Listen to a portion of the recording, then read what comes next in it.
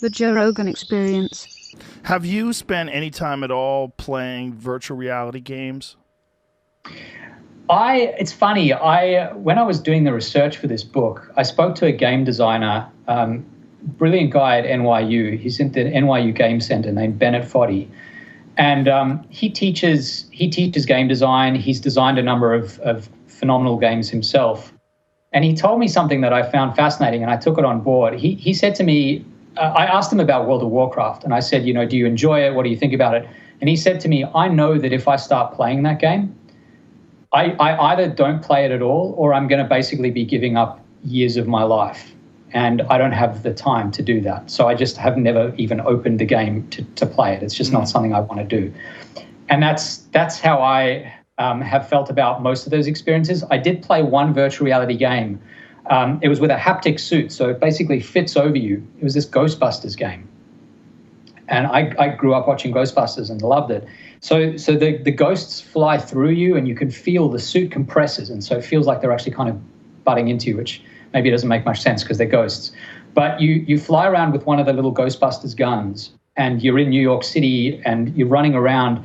This was a 10-minute experience, but if you had told me that I could give up the next 48 hours of my life, put on the suit, run around, no food, just do this for 48 hours. It was so incredibly immersive and engaging and interesting. I would have done it. It was amazing. And it wasn't even like, that's not even where we're going with this stuff. This was, step 1 out of step 10 in terms of sophistication. This is the early days. It's only going to get more compelling. Are you aware of Sandbox? You ever heard of the company Sandbox? No. Sandbox is it's a virtual reality game destination. So you go to this place, and it's essentially a warehouse. And inside of it, they have these arenas set up for games and a series of games that you play. And I play them with my whole family. We put the haptic feedback suits on, virtual reality helmets, and you kill zombies. You fight off skeletons on a pirate ship. There's a bunch of games, and it is wild. And you see it, and you go, I see where this is going. Like, this is, right now, pretty immersive.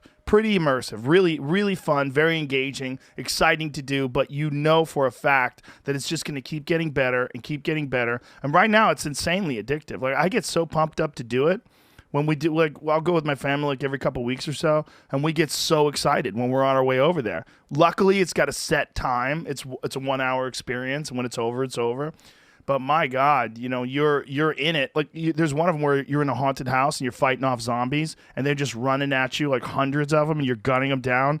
It's so exciting. When they get a hold of you, you feel their touch, like in the haptic feedback suit, and you see red in front of your face, like you're getting torn apart. It's wild.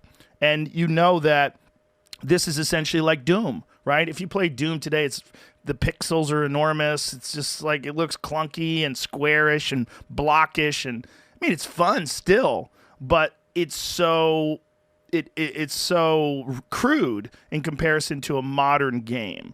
Where the modern games have, like, there's a new Unreal Engine, and we were playing a video of it the other day because it's so hard to believe that this is just a video game.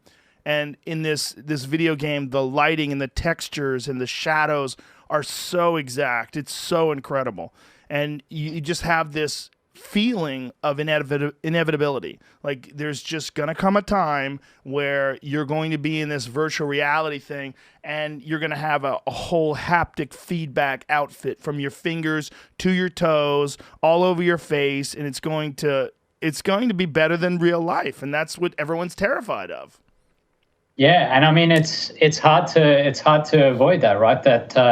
That feeling, that excitement that you have as you're about to play. Imagine if that were always available to you at any moment of the day. It'd be hard to resist it. I felt the same way about that very brief experience with Ghostbusters, that Ghostbusters game. It was just, there was a level of excitement. And, you used to have to kind of suspend disbelief. Like, as you say, with Doom, you'd have the pixels and you'd be like, yeah, it's not quite real, but it's real enough. And then there was this point where everything just, the processing speed, the sophistication of the development, the design, you could make it seem basically real, and it's only going to become more so. And so you don't have to suspend disbelief at all. The minute you're in that experience, it's there. It's real. It may as well be real. What bothers me is people way smarter than me that aren't worried about it.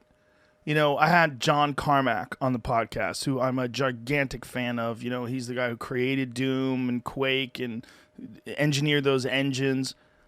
His take on phones was basically, well, people enjoy them and they make life better.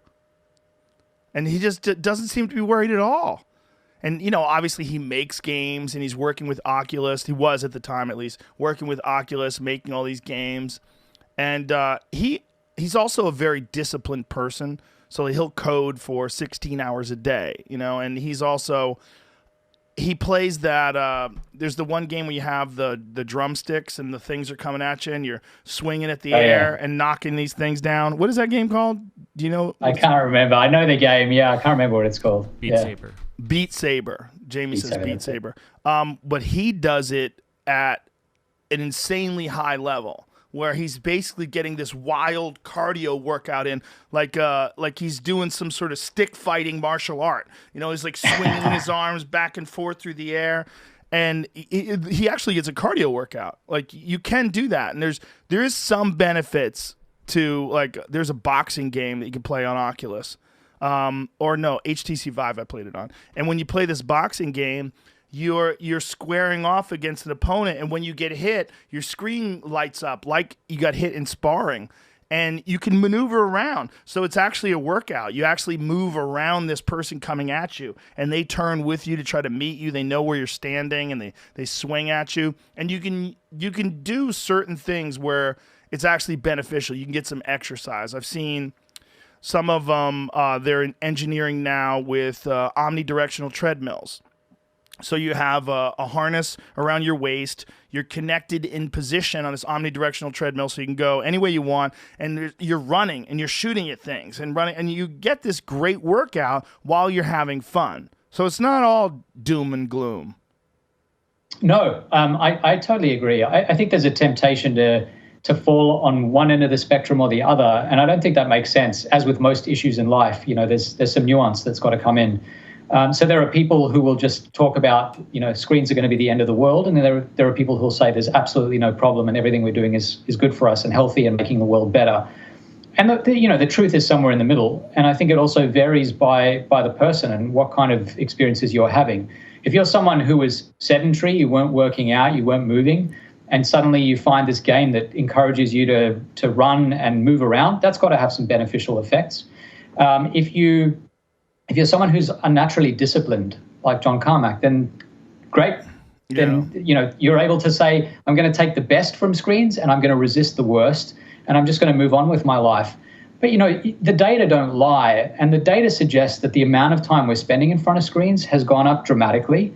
And when you speak to people about it, they don't say, I'm happy about that. They say, what is going on? Where is all that time going? Yeah. So that to me is the most compelling thing, that we want to try to work out, how do we extract the best and leave behind the worst? With screens, with any kind of technology, with any kind of shift in the world, you always want to try to do that across the population.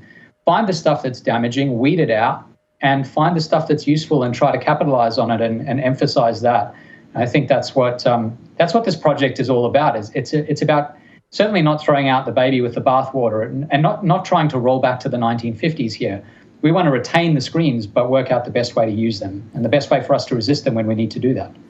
Yeah, these Dance Dance Revolution people, they figured out a way how to get something positive out of a video game, right? There's a lot of people that played that game that lost a ton of weight. So there are some things that you could say would be beneficial, because the game is addictive, but while it's addictive, you're also getting in shape. Yeah, absolutely. I mean, there's a good example. So there's the physical side of it. And then, of course, like the mental experience of being on screens can be very, very positive for us too. You're learning languages that you wouldn't have otherwise been able to learn. You're being exposed to people and experiences that you couldn't either experience because you live far away from them. I moved to the US in 2004 from Australia. And, it's hard to believe. It's only 16 years ago, but this is before YouTube. This is the same year that Facebook came about. I couldn't really find a good enough internet connection to be able to speak with video to my family in Australia, and that only came a couple of years later. So that's a miracle that during this time of lockdown, when we're all so far apart from each other, we are able to actually communicate through these screens in a way that's basically seamless.